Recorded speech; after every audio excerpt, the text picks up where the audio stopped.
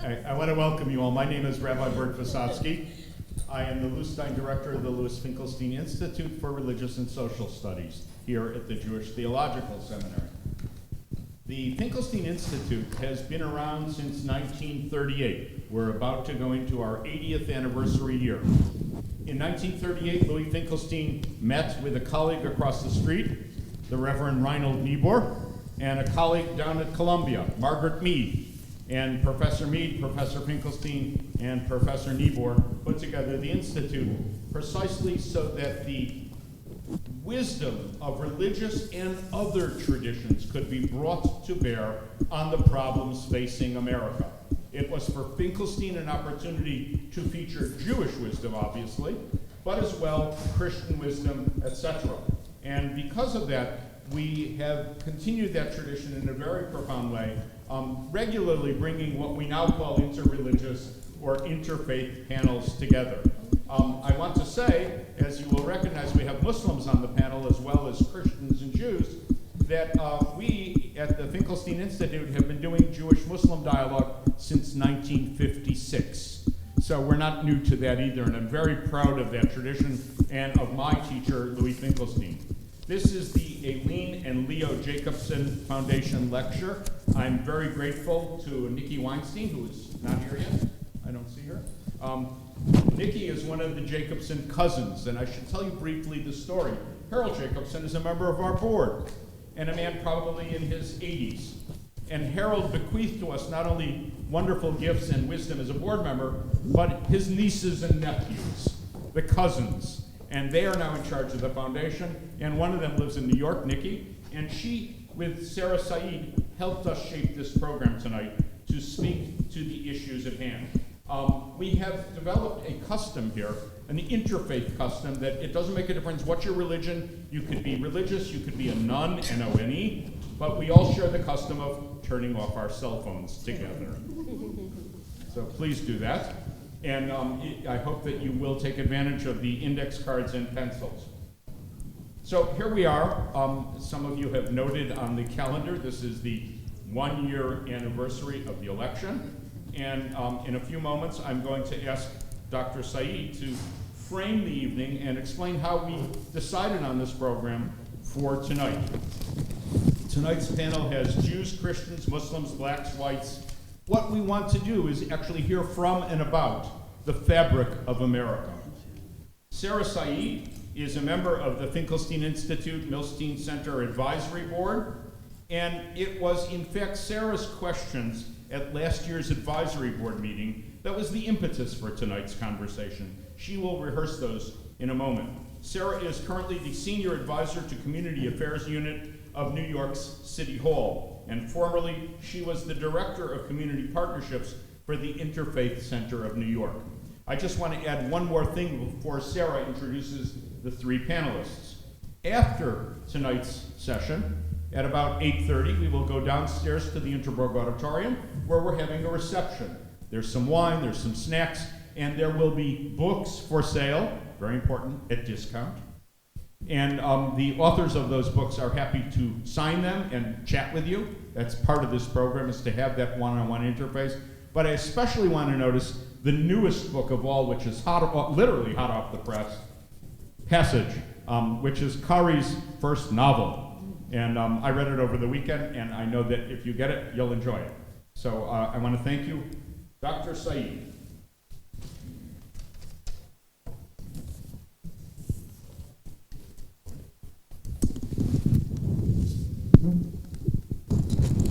Good evening, everyone. Can you hear me? No.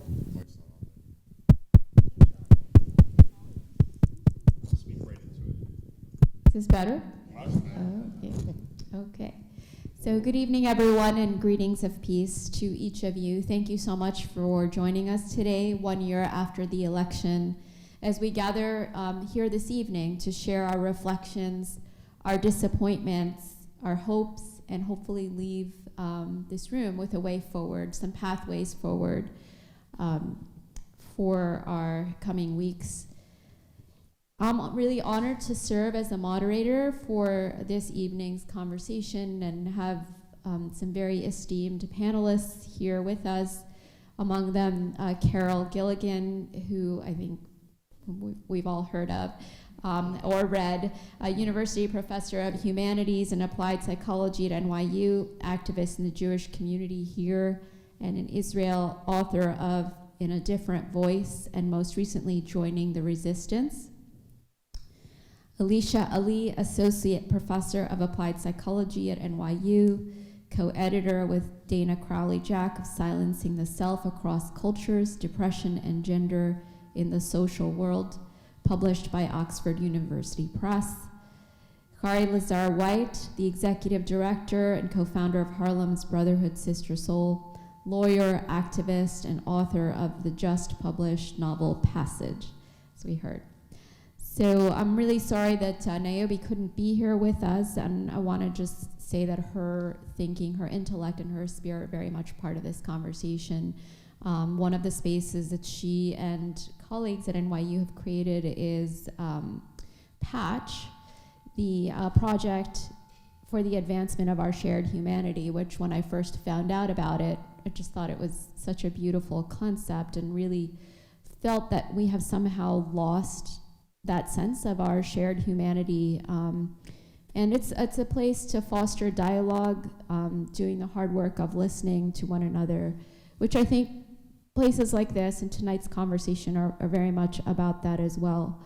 As Bert mentioned a year ago, we were having just thinking about where we landed in terms of the election, the presidential election. Where did we go wrong? What happened? And my own perspective on this is really grounded in my fields of communication. And I was saying that I think that we've lost our basic skills of speaking and listening to people who are different from us, who might have radically different ways of thinking and feeling about the things that we're seeing today. And the very process of democracy, which I think we really take for granted, requires us to listen to different opinions and to solve problems collectively. That's what democracy is. And unfortunately, I think a lot of us are really in our own echo chambers.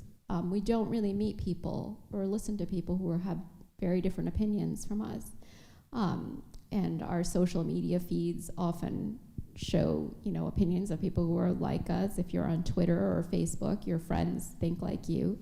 And I wondered actually whether we had, in our recent memory, had received the training to even have these kinds of conversations. So I want to ask you actually, how many of you have ever taken a class in public speaking? Can you raise your hand? Okay, that's 3 people. How about in grade school? Were you ever taught how to give a speech? How many people were taught how to give a speech, how to write a speech, how to write an op-ed, how to write a blog? It's a lot of people, right? How many of you took a class in listening? Whoever talked to you about listening, right? I mean, it's typically not that many, and certainly we haven't had a class in public listening, right? So I wondered whether it's a problem. What we have today is a problem of not only what we're taught, but more deeply a problem of epistemology, because listening requires us to be really present in our hearts to others, right? And yet the way that we are taught, we're taught to cut off our feelings and leave them at the door when we come in. And our education creates these dichotomies of thought versus feeling, right? And faith versus the secular, which is a dichotomy that is, binary to me, that is very challenging, as a Muslim, as I navigate the public square. And then also I versus we, right? Independence versus interdependence. These are all kind of polar opposites in our minds. That's how we're taught about them. And much of our public discourse, to me, is really a reflection of the I way of thinking. I get to tell you what I think, but I don't have the obligation or the responsibility to listen to you. And in that way, citizenship is about me and my identity as a citizen. And we have policies that can take away or deny people's right to citizenship, right? And we've lost a sense of collective citizenship. How do I, as a citizen, function in a collective of other citizens? So these are just some of my kind of thoughts that went into this conversation that we had way back when, and I'm really grateful to you, Bert, for bringing us to this moment now, for taking what I was saying seriously, and for creating a space for us to have this conversation with all of you. And I'm really looking forward to hearing from you and learning from you how you approach the questions of listening, love, and citizenship. And these are concepts that I think we don't necessarily see together. Love and citizenship, what is that all about? Right? So I really want to hear from you, and I'd love to start with you, Carol. If you could say a little bit about how you're coming to this conversation tonight. What are your thoughts?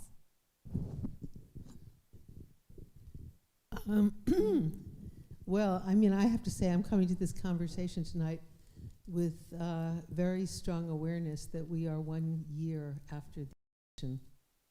And I think it poses so many questions, probably different questions for different people about how we came to this place. So I just want to tell you what I'm thinking about when I think about these issues of, I happen to teach a class in listening. All of my work really is about listening, so that's kind of very much part of my daily life. I just, and so I think a lot about what is involved in listening. I have to say, I start all my classes now by showing a 2-minute YouTube video. It comes from the internet. But it's very short and it's very powerful. And it's a film of a mother and a 1-year-old baby. And it's called the Still Face Experiment. And you can Google it. And I'll tell you, just briefly describe it, and then I'll tell you why I show it in my class. Because the mother, this is Edward Tronick, he's a psychologist, he's one of the psychologists who revolutionized the study of human development and the account of human development in the 1980s by observing babies not alone, but in relationship to their caretakers, usually their mothers.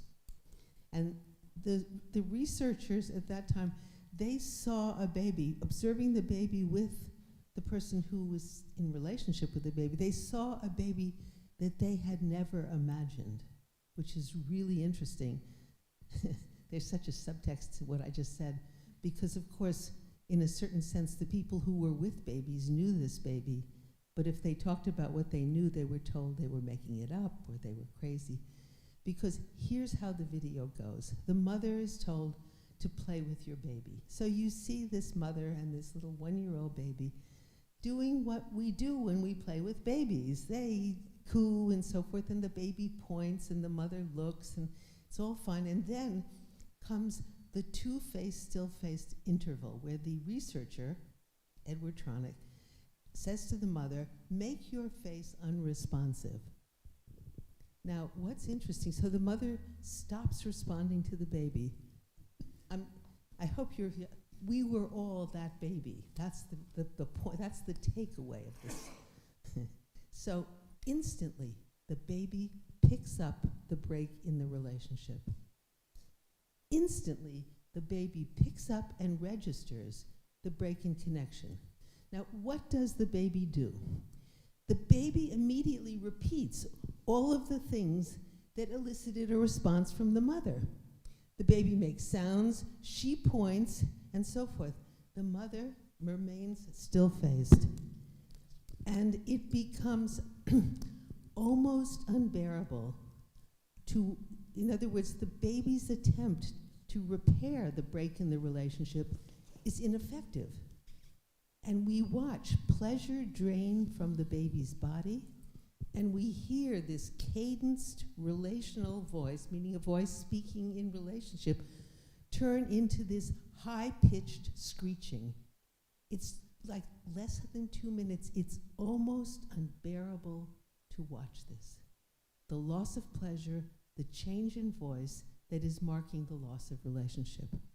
Our relief is visceral when the 2 minutes end and the mother responds to the baby's distress. And I mean, we can really feel ourselves start to breathe again when the baby responds to the mother and the relationship resumes. Now, why do I start by talking about this? Because we're all that baby. I mean, we start out really incapable of desiring, of finding pleasure, of engaging responsively with one another. Not mimicking, but actually engaging. I mean, human interaction is a source of enormous interest and pleasure for us. So it completely reversed the question about human development, which is not how do we gain the capacity to pay attention, to be present, to listen, to love. The question is, how do we lose this capacity? Now, if you want to set up hierarchies, if you want to divide people into the superior and the inferior, the touchables, the untouchables, the chosen, the not chosen, whether on the basis of race or class or gender or religion or anything, you have to block this human capacity. I mean, you've got to, otherwise you can't maintain that division.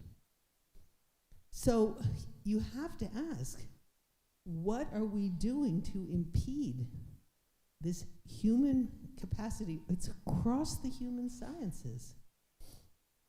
We are relational, responsive beings as humans. This was key to our survival as a species. It's basically, it's the way our nervous systems, it's who we are. So what are we doing to block this? Now this is a very quick 3-part little riff of my part. The second part is, one of the things I learned was after I wrote in a different voice, I spent 10 years learning from girls about the process of coming of age, because it turned out no one had studied girls. This was extraordinary discovery in 1980. In other words, to all the women in the room, we were constantly being compared to men. Are we like men, not like men? And if we're not like men, who's better? And all this kind of thing.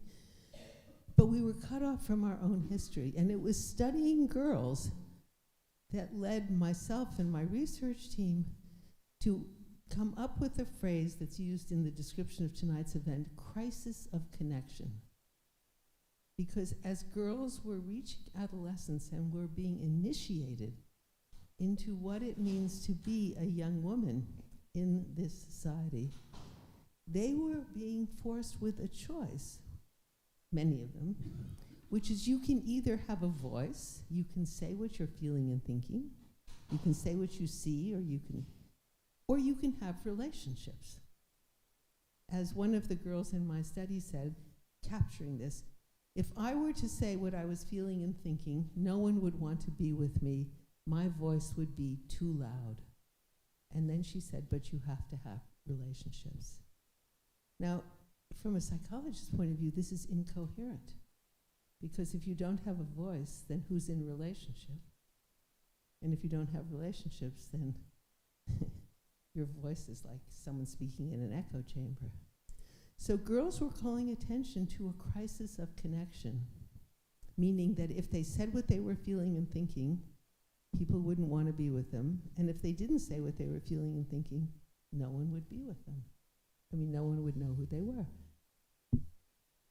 And the interesting thing is, like, because we are basically relational beings, we resist the loss of relationship. So there was a healthy resistance on the part of girls to basically have to losing our human connection, to losing the capacity to listen, to have actual relationships, not what you could say is sort of faux relationships, things that look like relationships but really aren't, you're not in connection. And then with my research, I asked if girls are facing this at adolescence, don't boys face this too? And the answer is they face it at a younger age, more like between 4 and 7, when they are pressed to become one of the boys. and to shield those capacities which would lead them to be called girly or gay.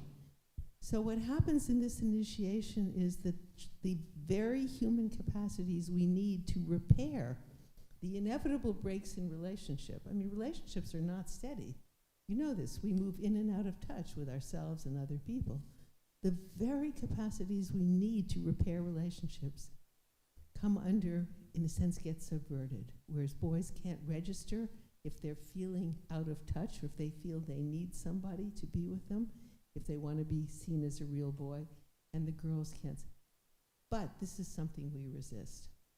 So there's a basic tension, you could say, if I introduce between who we are as humans and the structure of hierarchy. The final thing I want to say is, because the initiation of girls tends to be later, I think that if we're going to talk about changing this, which I think Sarah challenged us in moving forward, I would say it's crucial that women be involved. It's not a women's issue, but women must be involved, because in a sense we see the problem more clearly. It was girls who said, you know, I'm losing my relationships, basically. So I've just come back, and I'll end here. I spent a couple of weeks ago, I was in Israel with Women Wage Peace, and it's the most hopeful thing I have been involved with. Why? Because women came together across all the lines of division. It was Israeli women, they were Israeli and Palestinian, Jews and Arabs, religious and secular, young and old, women from settlements in the West Bank, moderate settlements, and women from Tel Aviv, to say, this is in Israel, this conflict cannot go on. We need a new language, and women must be involved in every step of the process. And so that said to me, in fact, even when these divisions are very entrenched, when there's a history of enormous pain, we went into the desert and came together to reconcile as the children of Sarah and Hagar, to say basically, as women, we would no longer collude in the sacrifice of children. I mean, so there's my hope 1 year after this election is that as humans, we basically do have a capacity and a desire to love and to listen. We resist the forces that get in the way, although they are very socially entrenched and enforced. And there are movements, we can do what seems to be almost undoable or impossible, and I would say it's crucial that women be involved in these movements. I'm passing it on to you. That's. Go for it. I thought you could ask another question. No, you're asking the person to respond to this. So, copying you, I'll also divide my comments into 3 sections. The themes of this evening are love, listening, and citizenship. So when I think about those as themes, to start kind of on a positive note, I do think about my work at the Brotherhood Sister Soul, which is a comprehensive social justice youth development organization right up the street in Harlem, about 20 blocks from here, but a very different neighborhood. Our theory of change is to provide support, love, education, and guidance to children, to teach them to form order and discipline in their lives, and then to provide opportunities and access so they can develop agency. So support, guidance, love and education, discipline and order, opportunities and access so they can develop agency. So love is in our very mission, it's in our very theory of change, and we know that it's central to our work. There's an old adage quoted often to Che Guevara that true revolutionaries are guided by feelings of love. At my best days, I see myself as being engaged in revolutionary work. My worst days, only radical work, but somewhere in between radical and revolutionary. And so love is central to the work we do. It's central to why I co-created this organization. And I think it is an answer to working with young people. We think of listening and citizenship. We teach our young people in a very inhumane world to to form a moral and ethical code. The greatest disparity of wealth of any county in America is New York County, the borough of Manhattan. Top 5%, $860,000 a year or more. The bottom 20%, under $10,000 a year. So 20% of folks are surviving on $10,000 or less on this island. Quarter of all children born into poverty. So just think about for a second, you're making choices between food and healthcare, housing and clothes, transportation, etc. So born into that condition, it would be very easy to not want to follow a moral and ethical code. Yet we're teaching young people born into that condition to be the most moral and ethical and righteous people they can be, to define what it means to be men and women, leaders, brothers and sisters, in a deeply, deeply inhumane city that was deeply inhumane before Donald Trump was ever elected. So we're asking them to take a step that most adults don't take. And so citizenship is key. I think that you don't have citizenship without confronting issues of morality and ethics. What does it mean to be a citizen? What does it mean to be a human in this society? What does it mean to be humane? And so that's deeply connected to our work. And then I think of listening. Our work is based in young people sitting in circles, 15 girls with 2 women guiding them on the path towards womanhood over 6 years, 15, 18 boys in the same way from 12 to 18 with 2 men guiding them. And there's always a time where everybody has one mic. Everybody around the room can just speak and talk about their day or respond to an issue, be heard. I mean, exactly what Carol's talking about, the very human need to speak and be heard. And they're heard. They're heard by their peers, they're heard by the adults, they have as much voice in the room as the adults. And listening is key, because we all grow from it. They grow from listening to their peers, and the adults grow from listening to them. And so I come to tonight thinking about these themes, affirmed by them. I have a career for 23 years doing this work, guided by them, and so I certainly believe in them. However, the second part of the framing of the evening, how did we, quote, become such a fractured society? What forces divided the country into separate enclaves, is a concept I reject. So I do think that Donald Trump represents an outlier in many ways. He has been and continues to be a sexist, racist, bigoted carnival barker. But that's who he's been, and those of us in New York know he's been that for a very long time. And so during the election, I was reminded of the famous quote of Pastor Niemöller of, they came for the communists and I didn't speak out because I was not a communist. They came for the trade unionists and I did not speak out because I was not a trade unionist. They came for the gays and I did not speak out because I was not a gay. They came for the Jews and I did not speak out because I was not a Jew. And then they came for me and there was no one left to speak out. And so during the Trump election, he kicked it off talking about Mexicans as rapists. But that wasn't enough. And then he demonized Muslims. And that wasn't enough. The 2 populations most easy to demonize, the undocumented and the Muslim in this country. And then he started talking about black people, and that wasn't enough. And the criminal justice system, and that wasn't enough. And it wasn't until he started talking about sexual assault on white women that more and more people spoke up.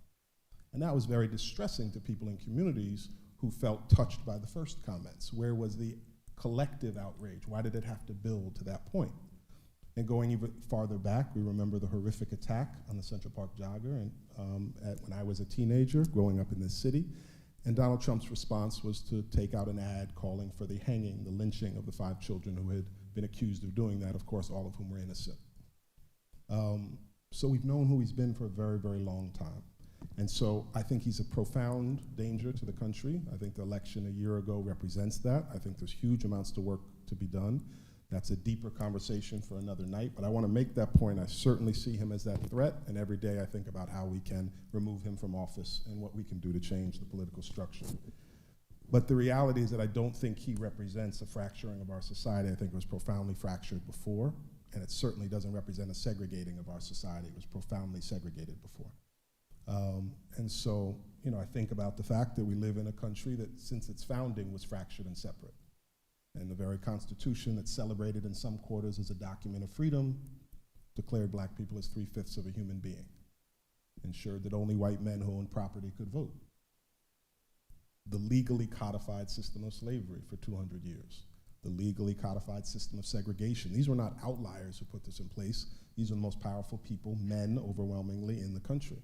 women being denied the vote for over 100 years of any background, Japanese Americans being put in internment camps during World War II. This is all legally codified efforts of the United States government, presidents, and the Supreme Court.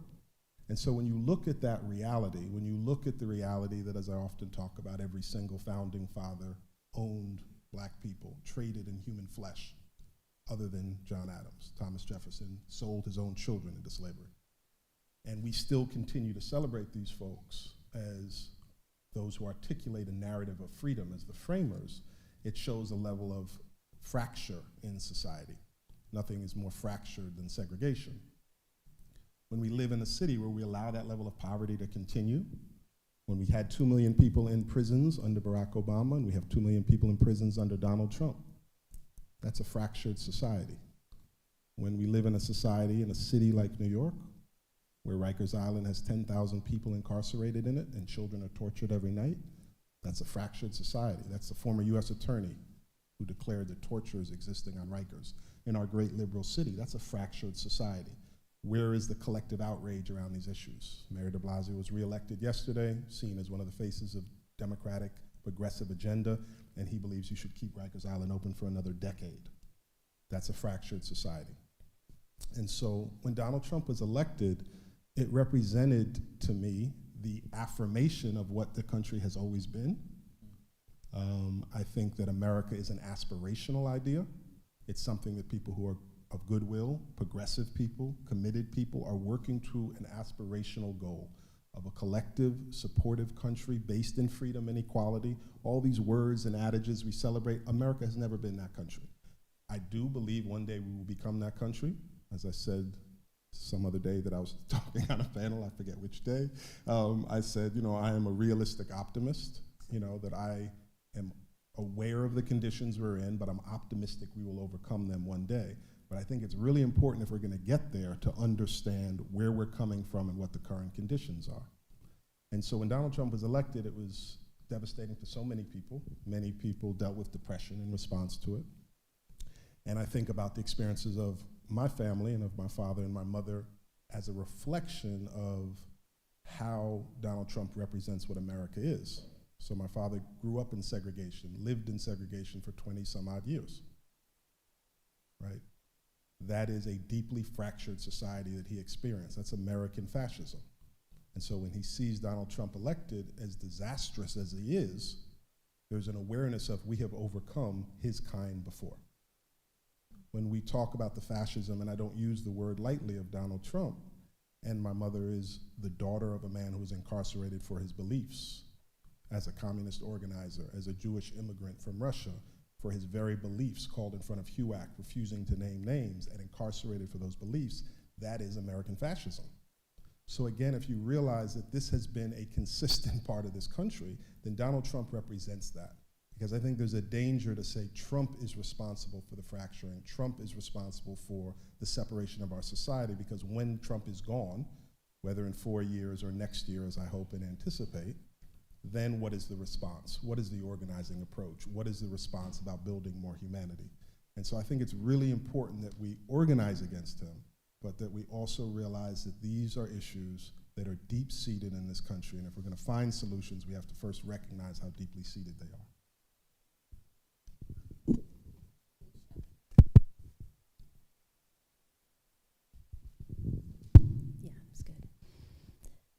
I'm so grateful to be here tonight.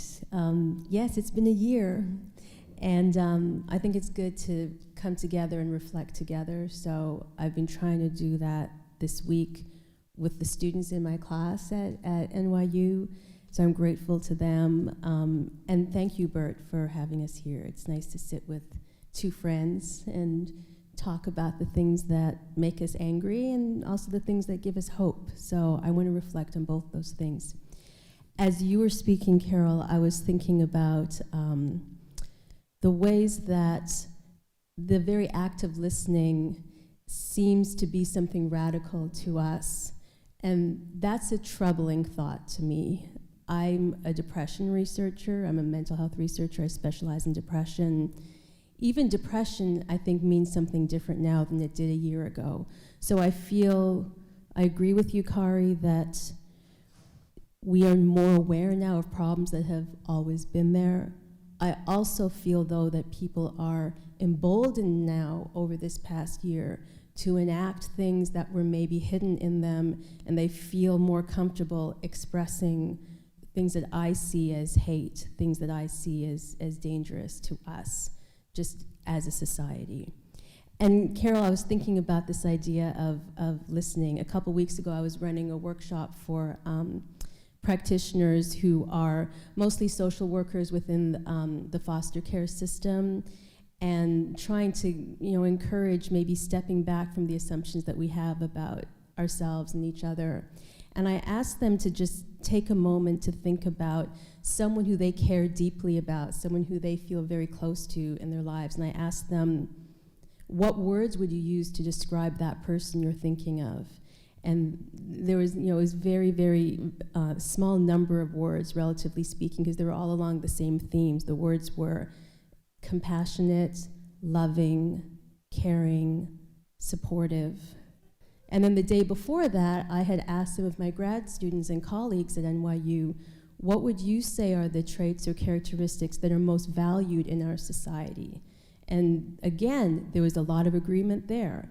And what were they? They were aggressiveness, ambition, competitiveness, independence, assertiveness. What does it say about the world that we've created, where the things that we care most about in the people who we care the most about are actually diametrically opposed to the society that we've created? There's something wrong in that mismatch, and yet all of it was created by us. We are complicit in all of it. So I've been reflecting, so this past year has been an interesting one for me here as a not very recent immigrant to this country. It's also just last month, my mom turned 80 and she came to visit from Canada. So that was also a wonderful year because I got to celebrate my mom, which I should basically do every day, but I don't. So she came for a visit, and we spent a lot of late nights just talking, which is the best thing in the world to do. And I was realizing that, my parents immigrated to Winnipeg, Manitoba from Trinidad in 1961. And it said to you that, oh my gosh, a brown Muslim family being plopped down in the middle of Canada. It was January, which we actually looked this up. It was the coldest winter on record that January at that point. And my mom had never left the island. And so she had asked her mom, my grandmother, well, what is snow? What is snow? And some of you would know in those days they didn't have refrigerators like a Frigidaire in Trinidad. They had literally an ice box. So my grandmother shaved ice off of it and said, this is what snow looks like. And my mom said, I'm moving somewhere that pieces of ice fall on your head from the sky. Yes, you are. And you will still be there in 2017. So there she was. 1961, she had me and my brothers in the 60s in the middle of Canada. And I didn't realize this will be astounding to you. I didn't realize that we were the only brown-skinned family in the neighborhood. I didn't realize we were the only Muslims. That I knew because my family built the first mosque in Winnipeg, and we had to drive way over to get to it, and we passed I don't know how many synagogues and churches on the way to get to that mosque. But I'm astounded now by how I didn't realize that I was different. I think a lot of it connects to this thing that I think of as a very American idea of what citizenship is, because I didn't realize, here you have classes in, what do you call it, civics? So I still don't know what that is, and I have teenage daughters who probably take, I have no clue what that is. I think it's something about what you're supposed to do and be to be a real American, and you don't really hear conversations about what it means to be a real Canadian, because what would that really be? I'm a Canadian. I don't know what it is. And I remember being really small. I have two older brothers. I was the youngest. So when they were off at school, I finally had my mom all to myself.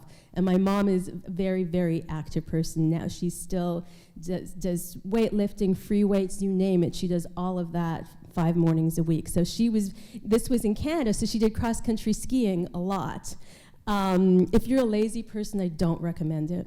She would plop me down where it would be a field. Winnipeg is in the prairies, so I would be there playing with the snow, and she would do her cross-country skiing exercises, and she would go far, but she would always go in a circle, and I could always see where she was.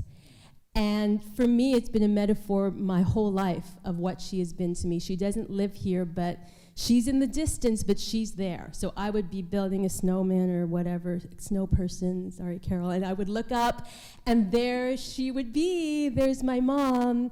And I felt a connection to her. She wore something, if there's any Canadians here, she wore a Hudson's Bay coat, which no Americans would know what that is, and every Canadian will always know what that is, which is white with bright stripes, so I could see her. And from 1961 to this would have been around 1973, I guess, she was a Canadian, but there was no way of telling her she was or she wasn't, because here she was just being who she was, living her life. And I didn't really reflect on the idea of difference until I started probably kindergarten, and we were coming in from recess taking our mittens off, because it was almost October, so the snow was this high. Taking our mittens off, and a girl I didn't know called her friend over and said, look, I have a mole here it's much lighter now, but it was darker then. And she said, look, that side of her hand is normal, and that side of her hand is brown. And I realized I had never noticed that. I had never noticed this. So of course, as soon as I got home from school, I looked at my mom's hands, because I thought, is it maybe something I have that is spreading, that this is it starting to spread on this side here? It just hasn't covered all of me yet. It hasn't done the bottom of my feet or the palm of my hands. So I looked at my mom, and I saw, oh, she also has the same thing. So it was a fascination to me. It was fascinating. I never at one point felt worse than, I never felt less than, I felt different from and fascinated by it. And I feel now, raising brown immigrant daughters in this city, that they're missing that experience of just being who they are and being different, and not feeling that they're worse than just because they're different. About 2 days after the election, I think I had told you this, Khary, in my neighborhood at NYU, I was walking down University Place. Did I tell our class this? This was, I didn't want to upset the young women in my class, because they're around my daughter's age, and I didn't want to, well, now you're going to know. And I was walking down University Place, walking one of my daughters and her friends. Luckily, as teenage girls will do, there was nothing else existed but each other, because they were talking to each other. And there was a woman coming towards me. At first I thought I knew her, because she was looking me directly in the eyes, and I thought she was smiling. As she got closer, I saw it was a sneer. She looked at me, she started going faster, faster, faster, and at full speed she just pushed me right over off of my feet 2 days after the election. And I knew why it happened. I knew that people were emboldened now, because I still have yet to know a single African-American colleague at NYU, professors, who were not called the N-word in the days. I thought there was one, and just 2 months ago I had dinner with her, and she said, no, I was called that a couple weeks after the election. She was the one that I thought was the holdout. So I knew right away what had happened. I quickly got up. I had an ankle injury, so I was wearing flat shoes, so my daughters knew something must be up, because I was walking around in flat shoes. But my daughters didn't notice. I got up real quick and walked, so they didn't see. 3 days later, my younger daughter, who at the time she was 10, we were walking up 6th Avenue, and we were standing and talking, and a couple came, looked at her, looked at me. She's not, my husband Bruce is white, so she's kind of beige colored. You can't necessarily tell by looking at her if she's not actually white, or if she just came back from, St. Bart's or something like that, so I didn't know. But they looked at me, and then they knew. So immediately they said, the man said, shoo you, and pushed her out of the way and kept walking. And I knew, looking at my little girl, that she knew it happened because she was brown-skinned. She knew, and she was right. She was right. This has happened since the election. I mean, it happened because of the election. It was always there, Khary, I agree with you, but people are emboldened now in scary ways, because my daughters do not have the luxury of just being fascinated. They have to feel afraid and less than and worse than. And that's what they're growing up with. And so I don't know what that even means. I don't know what that means for the path forward. Where can we move forward with this? Because it's monumental, but also we have the responsibility as the scholars, as the people who educate the next generation of scholars, to somehow guide. And when we feel helpless and hopeless, it's very, very difficult to guide. So I don't know. So I was very glad that my mom came to visit. When it was almost a year, coming up on a year after the election. I was talking to her about, I had forgotten this, but I remember when one of my brothers, when he was graduating, I think he was graduating from medical school, they have an award where he walked across the stage because he'd won whatever the highest grade point average or whatever. And I remember people saying, oh, we're so proud of Dr. Ali's son. My father's a trauma surgeon, saying, well, of course his son won it because they're such a smart family because it's Dr. Ali's son and he must be so. Anyone who's raised by a West Indian mom would know that it's the day-to-day things. You might not feel like doing your homework that day. You're going to do your homework that day. You might not feel, I'm tired, I'm not hungry. You are eating dinner that night. That is the day-to-day that underlies any kind of education and achievement you're going to have in your life. And I remember, and this is part of what this theme of love actually means to me. I remember sitting there, my brother's walking across stage, and hearing my dad leaned over and said to my mom, that's you there. That's you right there. The person who doesn't have the MD, fancy this or that, because he knows that it's love that's responsible for whatever it is that we achieve.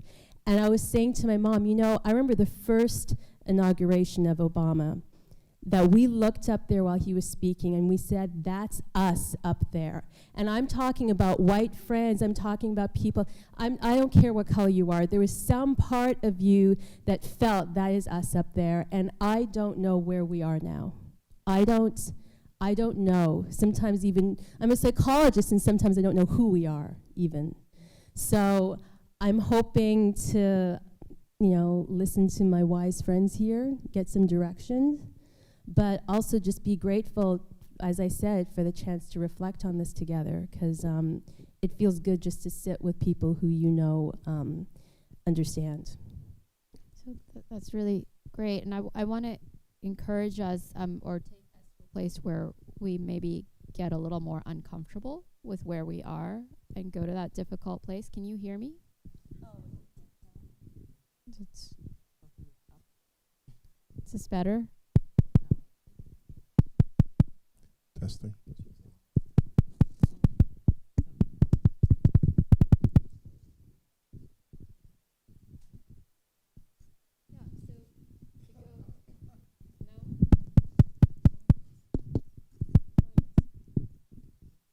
Here's one. Hello? Yeah. Okay, so to go to an uncomfortable place together, difficult place. So I was, as I listened to each of you, I had questions that came up to what you were all saying, and I'm just going to say them here. And I think they're interconnected. So when you were talking, Carol, I wondered, when you're talking about our essentially relational nature, are your students surprised? Is this news to them somehow? And then also when you were talking about the boys sitting in a circle, what are some of, and they're listening, what are some of the challenges they face in listening to one another? What makes it hard to listen, either as boys or as people sitting in this circular space? And then with Alicia, what is it about our country at this moment that makes it okay for people to express hate? Are we somehow, coming from a psychology point of view, are we somehow in a collective state of trauma, as a society? So why are we having such a difficult moment right now, right? And what is that? Can we go to that hard place of talking about how bad it is and why it might be that bad? When you ask about my students, I also, in addition to my class on listening, the other class I teach is called Resisting Injustice.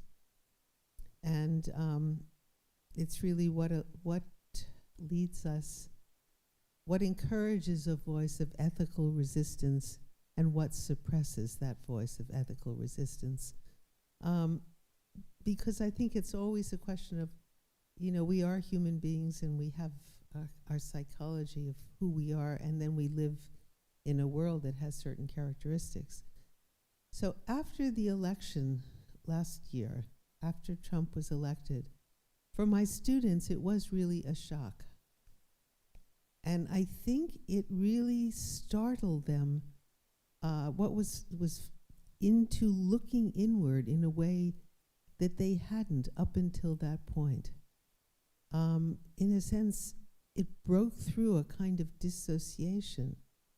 And from the students in the Resisting Injustice class, from a third of the students, my colleague and I co-teach this class with David Richards, received papers we had never received before. And it was roughly from a third of it's a seminar of 27 students, so I'm talking about 9 of them. Here's what was interesting about them. In a sense, I think the students were asking themselves, how could this have happened? And what the men in the class wrote about in these final papers was how in the course of growing up, they had been unfaithful to what they loved. And one student talked about, he was a law student, how his closest friend growing up had been this boy named Ali. They were on the soccer team together. And Ali's father was the coach of the soccer team, and he thought, my student, his name is Adam, and his brother thought they were the luckiest kids in the world because they were best friends with Ali. It was one of those just wonderful, wonderful friendships. And when Adam was in high school, he learned that Ali was gay. And he broke what he called his true bond with Ali, as he said, without a conscious thought. Even though it was not what he wanted to do, but he felt, and he talked about what he said, it was this like a framework of what he called a framework of patriarchy and masculinity was acting on him without a conscious thought and leading him to do not what he wanted to do, but what he felt he had to do. And as his project for the final paper for the class, what he ended up doing, he also loved music, and he had turned his back on his love for music in becoming a law student and succeeding, pursuing the values you were talking about, is he wrote a song to Ali, talking about how his feelings about not having betrayed Ali so much as he, Adam, had betrayed himself. He had acted in opposition to what he himself really loved. And this was the confession of about a third of the students, that in the course of growing up, they had turned the men. Now, what the women wrote about, and I don't think this will surprise any of the women in the room, was that they had silenced an honest voice. They had one woman who went to an elite school and had been raped by a classmate in her senior year, had not spoken out about the rape because she felt that she talked about womanhood, and the very same thing that had allowed her to be objectified and raped also was pressuring her to, in a sense, to be a good girl and not to, quote, ruin the life of her classmate who had raped her. So it led to a very profound sort of scrutiny of, these were not students who voted for Trump, but of sort of their own implication, in a sense, not to sort of against their own belief systems or what they really want, that they had been complicit with a system of basically silence and violence, if I can put it that way. And that was really that's what. Oh, yeah, I was going to let her finish, though. I think this one's working, yeah. So I guess two different responses. First, in terms of what young people are thinking about, the boys and the girls at Brotherhood Sister Soul in that space. I think we have talked about this program, PACH. I think there is a crisis of connection. I think people of all backgrounds, racial backgrounds, ethnic backgrounds, class backgrounds, we live in a time where people often feel very disconnected, even with all the forms of connection through social media, in certain ways that connects people all around the world. I love that I can WhatsApp with 3 friends on 3 different continents. It's great, but there's still something about feeling disconnected right now. And so we create a community. The 4 themes of the organization are positivity, knowledge, community, and future. So we create a space for young people to belong to something larger than themselves. And I think that's a human desire, to belong to something larger than yourself. I think people find that in religious institutions, people find that in affinity groups, but for our young people, they find that in the Brotherhood, or they find that in Sister Soul. They find a connection to their peers who are living their life in a different way, who they can share their ups and downs with, the horrors they experience and the beautiful times that they experience. And so I think the ability to create community and create a space of belonging is really, really essential for our young people. And I think it's a lesson to the larger community. But I think when young people write in college that how did this happen, this isn't the country I thought we were living in, I do think that goes back to your initial introduction of asking what people learned in school. And part of the problem is we don't teach history and politics in our school either. So we don't teach the truth of this country. So if you understand the truth of this country, then you would not say, how could this happen? It's actually not a surprise that it happened. And many of the policies are not very different from previous administrations. And so when you look at that reality, Baldwin said many years ago that the crime of white people when talking about the concept of segregation and racism was ignorance. And your ignorance will not protect you. And his argument was he was speaking to well-intentioned white people. He wasn't speaking to the Klan or the White Citizens Council. He was speaking to people saying, oh my God, this goes on? Yes, this goes on down the street. Yes, this goes on in another state. Yes, this goes on in a community. My father's 75 years old. When he grew up, they were still hanging black people from trees. I just think we have to focus on that for a second. This is not some far off hundreds of years ago. And so I understand the assaults on especially the brown community post the election of Donald Trump, but many of my folks in the brown community, using that as a broad term, of course, felt that post 9/11. Felt that then they experienced in airports and on the streets this kind of objective terror because of how they looked. And most black people I knew said, welcome, right? So every black person I know who's grown up in this country has been called the N-word and experienced overt racism, and that didn't happen and start with Donald Trump.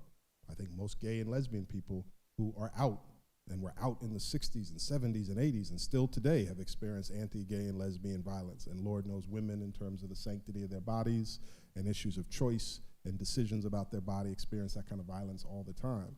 And so if we're still having a conversation of kind of how did this happen in America, I personally think that's the wrong conversation. I want to listen. We talk a lot about politics at Brotherhood Sister Soul, and we talk about the fact that Donald Trump got roughly 5% of the vote, and Hillary Clinton got roughly 28% of the vote. So the polls were actually right. The Electoral College system, another conversation, but the polls were right. 43% didn't vote. Personally, I'm not that interested in listening to the 25% that voted for Donald Trump, if you're prepared to vote for an agenda that is overtly racist, sexist, and bigoted. What I'm interested in is talking to the 43% who are not engaged, who do not feel politically connected, who don't feel this is their country, and how do we connect to that population and build a more progressive country, one that's about inclusion and humanity. That, to me, is the challenge, because what I think much of the voting populace for Trump represents is something, again, that's foundational here. And I think it's withering, but it's here. It has to be confronted. And so I think the lessons on a micro level of what we do at Brotherhood Sister Soul are lessons for the larger country.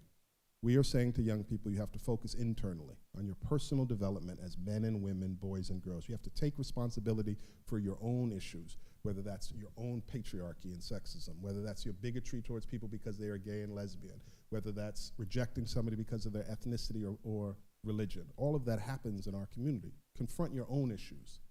Then you have to make a decision to live in a moral and righteous way. That's one step. But a second step is the political education. Understand this country you are born into. Understand the conditions you were born into. When you look up the word poor in the dictionary, it says deficit, lacking in value, having no worth. And we use the word poor to talk about the kids I work with. They are not lacking in worth. They are not lacking in quality. The conditions they're born into are because this is a country that continues to perpetuate mass poverty. They need to understand that. And then the third stage is, what are you going to do about it? What kind of social change maker will you be? And I think those three lessons are really, really key for the community. Before Alicia speaks again, I just want to invite everyone, if you already have an index card and have a question, now's the time to be writing it out and passing it to the outer aisles so that Cornelia and I can collect it. If you don't have a card and want one, give a wave and we'll give you a card. Thank you.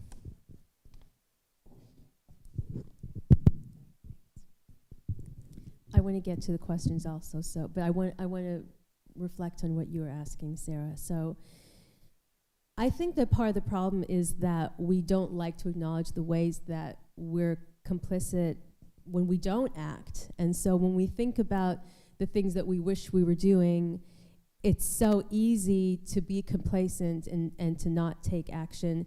And even the ways that we contribute to the divides. So whenever there's a violent attack, I hear about, a shooting in Texas, or I hear about what happened here in New York last Tuesday night. Still, I immediately think, please don't be a Muslim person, please don't be a Muslim person, where that New York Times appears. But why? What? I need to unpack that and say, why am I saying that? Is it because I think it's a bigger threat if it's a Muslim person? Is it because I don't want people looking at me and my daughter saying, you're one of them? I mean, it's so complicated. It's so complicated. I mean, I remember even before 9/11, I remember Timothy McVeigh, when that first was in the news, I said, don't be a Muslim person, don't be a Muslim person. I mean, how is that better or how is that worse if the person is a Muslim person? It's still, people died, it was still violence, right? So we are all part of the us and them mentality, and scientists can debate endlessly whether that is human nature or not. But I do think that when it comes to what you're asking about, Sarah, what's going on that's driving the problems that we're seeing? Again, as a depression researcher, I think about the fact that we see rates of mental health problems. A lot of people say they're getting worse. The global burden of depression is going to be monumental by the year 2020. They say it's going to be the leading cause of disability worldwide by 2020. So what's going on? I mean, now they say you're more likely to die by suicide in this country than in a car accident. I mean, I don't know, but we are told we have the best mental health care in the world here. So there's some sort of mismatch there. But I know as a depression researcher, what I feel is that we've created a society where outwardly caring and being seen as a caring person, I think this is especially true for men, is dangerous. It's a detriment. It's a sign of weakness. It means that you are vulnerable, which means that you are a target. And so one of the things I teach my students when we're studying depression is that we have to look at the numbers, we have to look at the data. So in my field, one of the sort of most important studies of depression was done in 1978 by George Brown and Terrell Harris in England.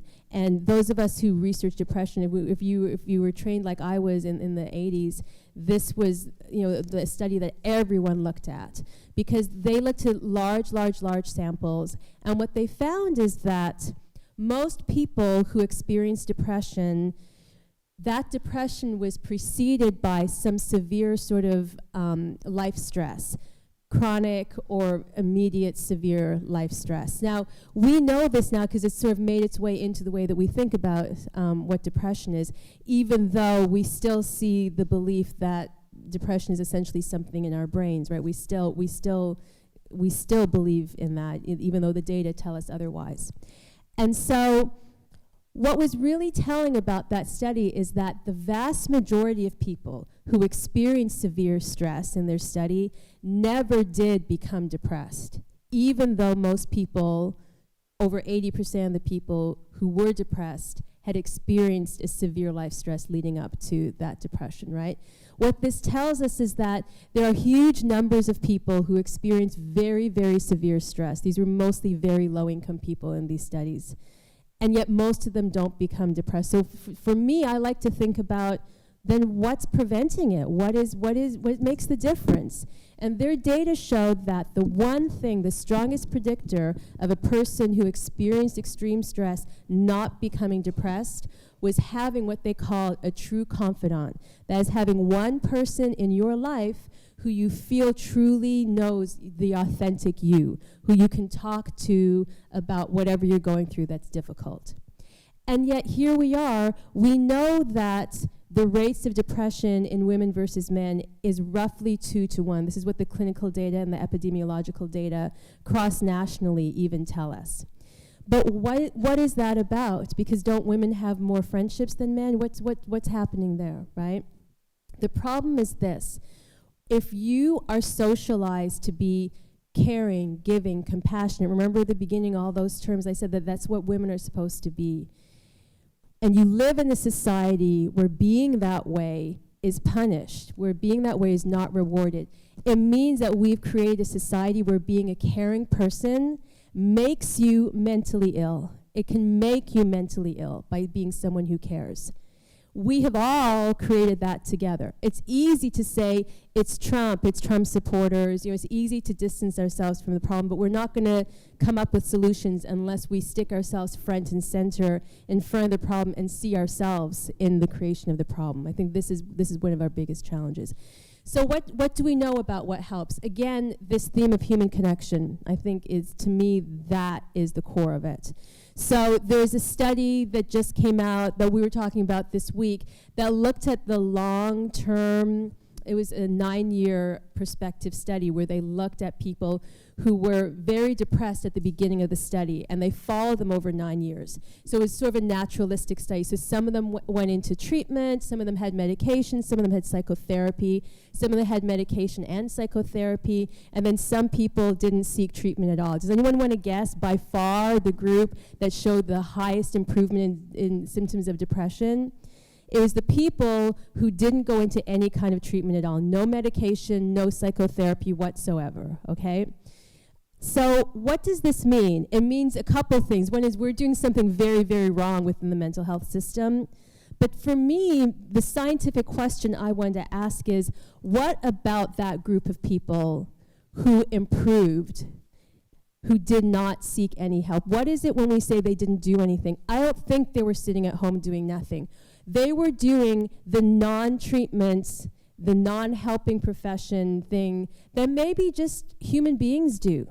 Maybe they were going to their church or their synagogue or their mosque. Maybe they were meeting with their friends once a week, which they've been doing every year. Maybe they were engaging in art, singing, dancing, painting, whatever it is. And to me, I feel that the thing that we dismiss, that is just the doing nothing, is actually maybe everything. Maybe that is where we as scientists have our blind spots, because you can't pop it as a pill. We can't charge money for it and call it psychotherapy, so it doesn't exist. But the data tell us that that thing that doesn't exist is the thing that helps people the most.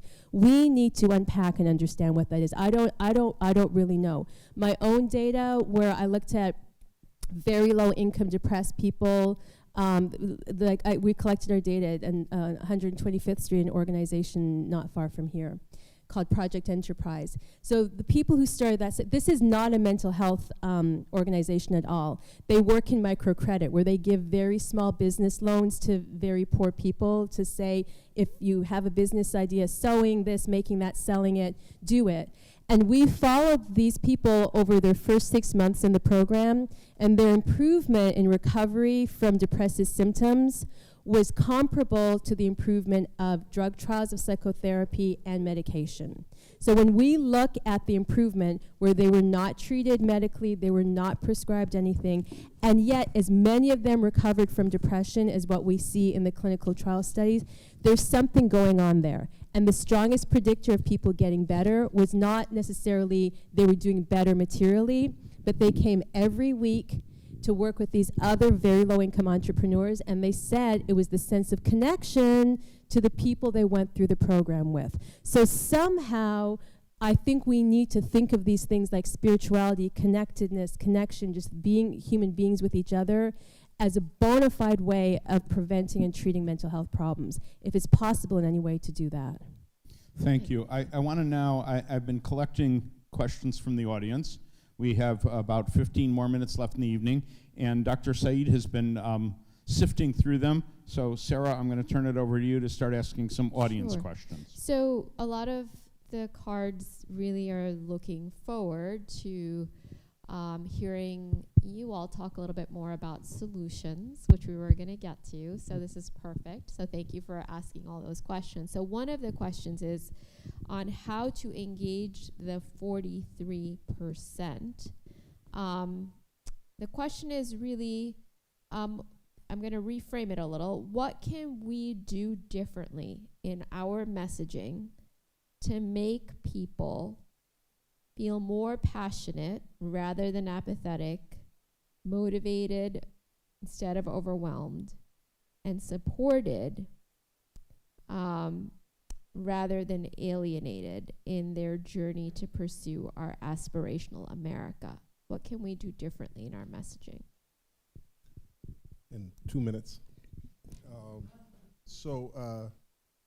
few different a few different responses to that. I think first, for better and for worse, I think that Trump, Bernie Sanders, and to some degree Barack Obama represent an upending of politics as normal in the country.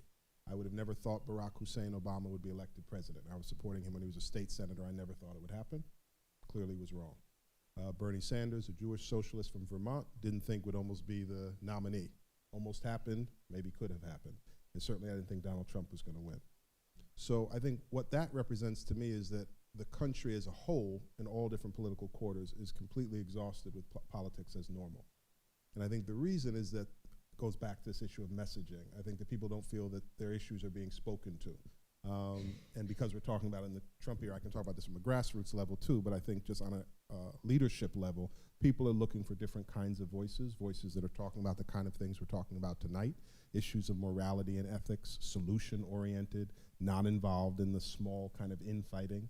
And so I think part of it is that we want leadership in all spaces, local and national, that is intelligent, is humane, is humble, able to talk about solutions and also recognize that they don't have all the answers. And so I think we're in that political time. Then I think it's really important that people do the work individually and in communities to cross over. And so when I talk a lot about the difficulties and the continuing violence towards communities due to color and due to race and due to poverty and other things, I think that people have to do active work to cross over. Are you moving? I don't mean literally moving your home, but are you moving into other communities? Are you engaging and working across your silos, across the fractured community? Are you reaching out into other spaces? Are you making those issues yours? And I'm always reminded by the phrase of Chinua Achebe, which is imaginative identification. The concept is to truly imagine another's experience as your own. Not to just say you have sympathy for somebody, oh, it's horrible that you're in prison, or it's horrible that you're violated as a woman, or it's horrible that you feel prejudiced as a Muslim, but to truly imagine that that is your experience. And if you do that moral internal work, then I think the broadening of what you see as important issues becomes broader. You're then able to work in a much bigger tent. And I think what we need now is a much more humane vision of America and people working outside of silos. And I think that happens from truly imagining another experience as your own. It's problematic when the fact that 2 million people are incarcerated or Rikers continues to be the situation that it is. that so many people of deep, progressive, moral character don't think about those people in cages every single night. And I don't mean that you shouldn't sleep. There's enough reasons for all of us not to sleep. But how are you engaged in ensuring that other human beings are not kept in cages? What are you doing in that space? And so when we held jointly that conversation post the initial Muslim ban with the East African community and friends of ours, why was that attendees overwhelmingly East African? That's problematic, that in that room were Somali and Ethiopian and folks, and we're having the conversation to talk to people about their rights. That's a moment where everybody should have been standing up and saying, I am Muslim too. Thank you. So do you want to add to what can our messaging be? How can leaders message differently? Progressive leaders, let's say. Well, I just have to say, because I was sitting here and listening to my friend Khary talk about Bernie Sanders and Barack Obama and I was forgetting his name for a minute, Donald Trump. And I thought, we had a woman run for president a year ago. And I am really troubled with how quickly we sort of dismiss the fact that the idea of having the first woman who was extremely qualified ever to run as a major party's candidate for president in this country was just passed over. And I think if we want to answer the kind of questions that were being raised tonight, we have to look at what happened to that first woman who ran, because a lot of the things that were said about Hillary, and people were, blaming women. Well, we're at JTS, that goes way back. That's in the book of Genesis, right? It's like so easy to blame the woman, to say, well, she did this, or it was this, or something like that. And I'm just, really struck by how the very same things that were said about Hillary are now being said about Elizabeth Warren and about Nancy Pelosi. And I really think that, if I go back to where I started and I say, we're all human beings, and we all start out as that baby who is exquisitely desirous of relationship, sensitive to relationship, and actually interested in engaging with someone who's different. Babies get very quickly bored if you just mimic them. They don't like that. So the question of what gets in the way, and I think we have to talk very seriously about, one of the things that happens in the course of all of our experiences growing up is that what impedes our ability to repair ruptures in relationship. Now it's kind of common knowledge, certainly in the psychotherapy world, that relationships depend on our ability to repair those inevitable breaks in connection. We all know this. It happens in friendships, it happens in love relationships, it happens with your children.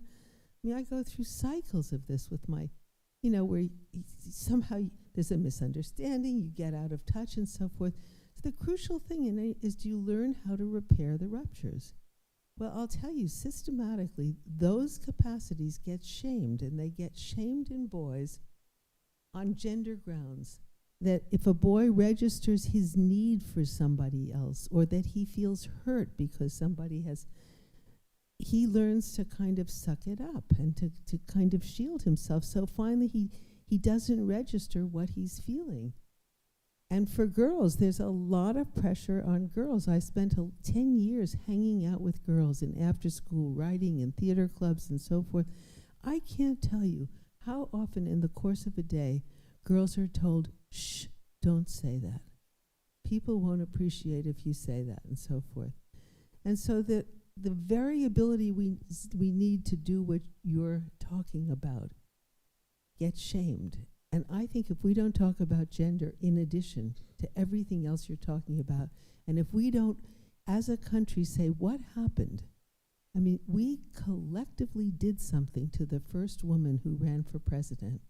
She wasn't even named by the women in the Women's March as a foremother. I mean, that is something so shameful. I don't know how many people you know this. So we have just, I love your language, so I'm going to use it. I think we've just participated in a gender atrocity in this country, and we're not talking about it. And I have just come back from Israel where women overcame huge differences. I mean, you know, Palestinian, Israeli, where children were killed, terrorism, so forth, and basically said, we're going to come together and say, this has got to stop. We have to find a different language, and we have to basically do what you're saying, as women be involved. So I think there's a huge gender issue here, and I'd like to talk about it. That's great. So in addition to having more conversations about the things that we are blind to, and overcoming some of our self-deceptions and complicity, I guess I want to just quickly touch on another question, which is about how do we fix a broken society by acting in our everyday life? And if you could, Alicia, if you could speak to that. I mean, if we had the answer to that, I mean, I feel sometimes that we're living under the rule of someone else's self-hatred and pathology, but we're the ones having to play it out and be punished for it day in, day out, more and more. So, if we had the answer, I think part of it is exactly what Khary was saying, seeing ourselves in the other, the people most different from us, seeing ourselves in them and being open to that, like understanding that there is some kind of commonality there. I do a lot of, my most recent work is with military veterans who come back and helping them reintegrate into their lives. And the thing that we have found helps the most is when we bring civilians and veterans together, and the civilians just listen, literally just listen to the veterans' stories, and they connect on a human level. I mean, we use theater to have the veterans tell their stories, and we have found, I've been researching treatments for trauma for over 25 years now, and I've never had outcome data like these data, the improvements in PTSD in these vets, just by being listened to. Again, not treatment, not medical treatment, not psychotherapy or medication. There's something in the being listened to, and I think being known by someone who is the other and being understood, I think has tremendous value in terms of healing. It's transformative. I mean, again, I remember being really little. I don't mean to contrast Canada with here. I'm not saying it's necessarily better, but I'm just saying, growing up in the early 70s in Canada, I remember being at one of my brother's hockey games at the end when you get like the prize for being like scoring the most or whatever it is. And we were there at the end, and it was something that they give this prize every week. So sometimes it's like something for your kitchen or your home or whatever. It's probably like a Jell-O mold. It was 1974, so it's probably something like that. And then when my brother won, it was a set of those big glass beer mugs, with the big handle on it. And it was so funny because I was talking to my mom about this. I remember, I don't know what made me think of this, but when the coach, and this is a Canadian hockey coach in the middle of the prairie, said, "Oh, and the winner is Faisal Ali, and the prize is 6 root beer mugs. Here you go." And he took it, and I looked, and my mom had tears in her eyes, and I asked her about it much, much later, and she said, I said, "Why were you crying? You don't even drink root beer. What was that about?" She said, he knew that we were a Muslim family. He never knew any other Muslim family up to that point in his life. And yet, automatically, he didn't say, "It's beer mugs." He said, "It's root beer mugs." And she said, "That's how I knew I chose the right country to come to." Because he was engaging. It sounds like nothing. That is the day-to-day. That is the everyday. Seeing yourself in the other. How would I feel if my son was called up and it's like, "Here's beer mugs"? Do you know what I mean? It's like saying, "Here's some cocaine." It's almost as though you're saying, "I will insult your entire heritage and family. Here you go. Here's some crack," right? And so I feel that it was a small, tiny thing. And yet here I remember it this many years later. That's the everyday. I think that's the everyday. You want to say something in a minute? 1 minute. Okay. Yeah. Watch. Put All the right. clock up. I'm looking. So I think one benefit that came out of this election is a much more engaged populace. And I think one thing that people can do every single day is to commit to be engaged and to continue for all of us to educate ourselves on the key issues. I'm a community organizer at heart, and I know that change comes from the bottom up. And so sometimes we can see all this stuff going on at high-level elected officials. If all of us as people continue to work, engage ourselves, and then engage our peers and our friends and our family, that's where the change will come from on a really substantial level. And we cannot put our heads in the ground. We all have to continue to engage and be involved. Yes, and so I think what we've heard in what I read in all your questions and what I heard, that was great. What I heard in all of the panelists talking is really the importance of reconnecting to one another, reminding ourselves of our essential human nature, which is to be connected to each other, that we somehow lost touch with that. We need to reimagine that and perhaps actually make that the medicine, make that our way of healing the fractures of today and healing the ruptures in our interpersonal relationships and our collective relationships and our form of governance, healing our democracy is really about reconnecting and bridging those relationships with each other. So thank you so much again for being here. Thank you. I want to thank the audience. I want to thank those of you at home who are live streaming. I particularly want to thank our panelists. And even though there's 4 people up here, there are actually 6 people engaged in this. So Alicia, Khary, Carol, and Sarah. I also want to thank Niobe Way, who could not be here tonight. And last but not least, Nikki Weinstein. And Nikki, I'm going to thank you by giving you a copy of Khary's book, because it is a wonderful exercise in exactly what they've been talking about, this imaginative ability to be in the shoes of the other. And Khary's book is a good way to do that. It's a good place to start.